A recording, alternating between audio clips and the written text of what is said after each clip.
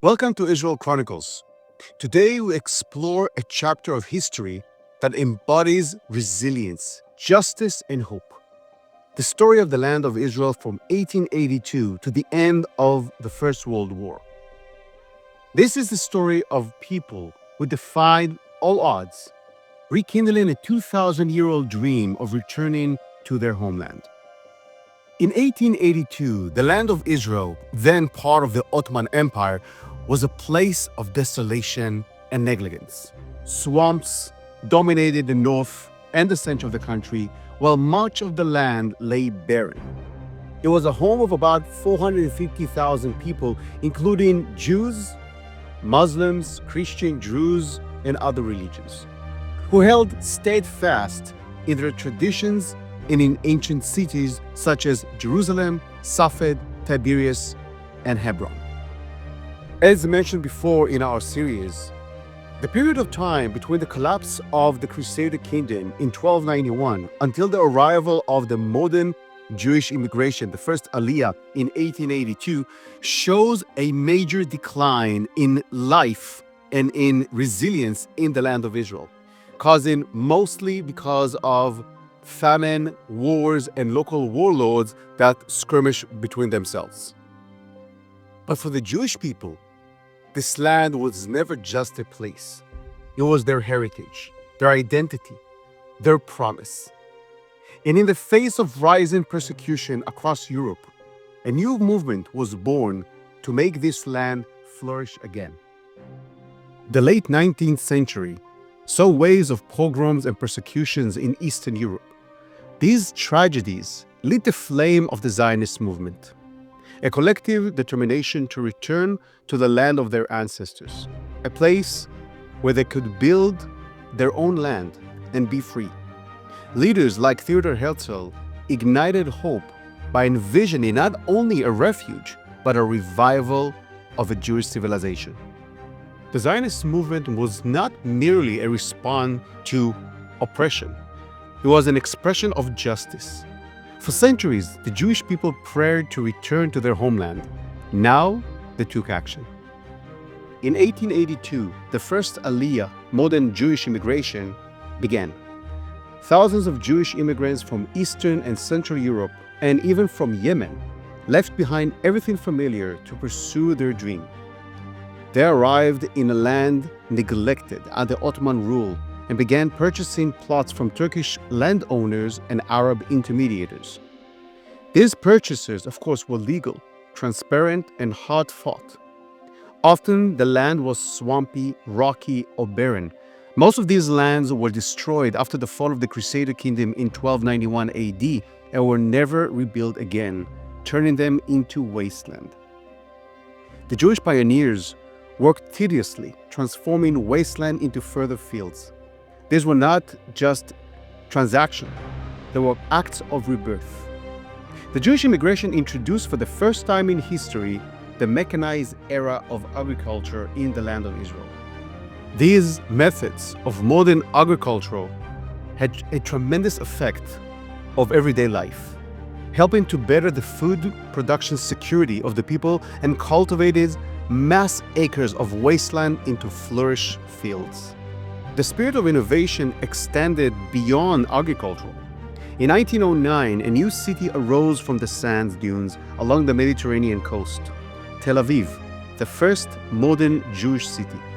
Other forms of villages started to emerge, such as Merhavia, that was founded in 1911, reflected the vision of a future Jewish homeland, a land where creativity and community flourished. From the agricultural efforts of the early pioneers emerged bold new ideas about communal way of life. The Kvutza of Dgania, established in 1910, led the groundwork for the first true kibbutz and Harod, which was founded in 1921. These communities were built on equality, shared labor, and the belief that working the land together could create a better society. Each new settlement was not just a home, it was a declaration of determination and unity. As Jewish immigration and development expanded, so did the economic opportunities. Arab laborers from nearby region came seeking work, eventually settling and becoming part of the growing local Arab community. Together, they contributed to the changing face of the land. The destiny of the land of Israel was also shaped in the meeting rooms of world powers. In 1916, Great Britain and France signed a secret agreement called the Sykes-Picot Agreement, dividing the Ottoman lands into zones of influence. Palestine, or the land of Israel, was under the British control, where France controlled Syria and Lebanon.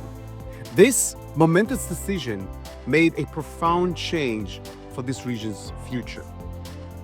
The main problem was that the world powers gave the same promises to different people. In 1915, the McMahon-Hussein correspondent promised Arab leaders independence over vast territories in return for their support against the Ottoman Empire. Tragically, this agreement tore the eastern bank of the Jordan River from historical land of Israel, leading to the eventual creation of the Kingdom of Jordan. For the first time in its history, only one bank of the Jordan River remained in the territory of the land of Israel. The eastern bank now was called Transjordan. As the Ottoman Empire fell during and after World War I, the victors of the war, Britain and France, redrew the map of the Middle East to suit their colonial interest. These borders were arbitrary, often ignoring cultural, ethnic, and religious division. They carved up the land along colonial line that serves the Western powers' geopolitical ambitions, not the needs or wishes of the people who live there. Today, these colonial-era borders are still used and accepted as a basis of the modern nation-state in the Middle East.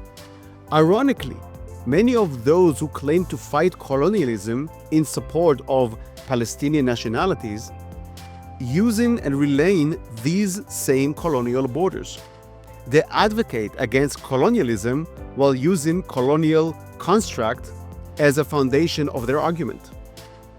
This contradiction exposes the complexities of the Middle East history and challenges of reconciling its past with its present. For the Jewish people, the Zionist movement stood apart.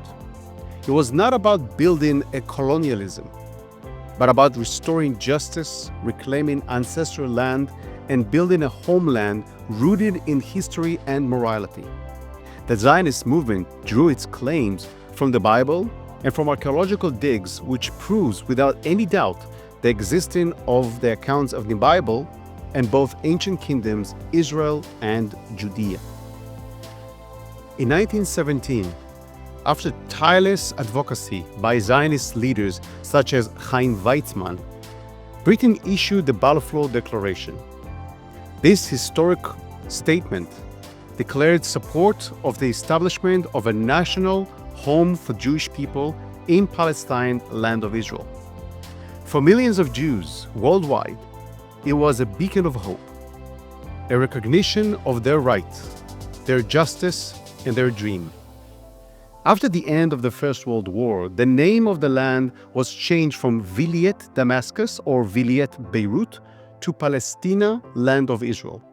This term was used only to describe the land west of the Jordan River. The Jewish pioneers, strengthened by this support, pressed forward. They drained swamps, built roads, established schools, and created communities in faith of a brighter future. In December 1917, General Edmund Allenby, the chief commander of the British Imperial Forces in the Middle East, including forces from New Zealand and Australia known as the Anzac, entered Jerusalem on foot through the Jaffa Gate, a gesture of respect for the Holy City. He accepted the city surrender at the Tower of David and read the proclamation in 7 languages, ensuring the protection of all holy sites and the peaceful conduct of daily life. This moment marked the end of centuries of Ottoman control and the beginning of a new chapter in Jerusalem's history and a promise for a just and fair regime after years of darkness. Allenby himself was a devout Christian who had the highest respect to Jerusalem and to the land of Israel as a whole. As World War I ended and the Ottoman Empire crumbled, the seed sown by the Jewish people during this era began to blossom. Their work was not just about survival. It was about creating a homeland, fulfilling a destiny, and restoring justice to a people scattered across the world. From the ancient streets of Jerusalem to the cutting-edge laboratories of Tel Aviv, the legacy of those early pioneers is evident everywhere. Their vision and determination laid the foundation for a vibrant, resilient nation that continues to thrive and innovate. As we close this chapter, we look forward to uncovering more stories of courage, innovation, and hope. Join us next time on Israel Chronicles, where history and hope come alive, and the echoes of the past shape the promise of the future.